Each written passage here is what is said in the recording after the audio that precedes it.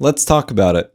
So I get asked about this a lot. What about the zigzag hairline pattern? I think it's an okay way to design the hairline. Every surgeon is going to have his or her own way of making the hairline look more natural. My personal preference is to use the dot technique to be able to weave in and out of those dots along the entire hairline, and then I use some vertical drop downs at the hairline for more macro irregularity. That is my preference, and of course that's going to be customized to each individual. When I do female hairline work, I use small half circle approaches for macro irregularity instead of vertical drop downs. Again, that is what I think looks most natural. To my eye, the zigzag pattern, when it's too regular, also looks somewhat artificial. This person might be very pleased with his results. I know this was going around on the internet, and if people look at it and see that, they love how it looks, then that's awesome. But when you have a very regular design of a zigzag throughout,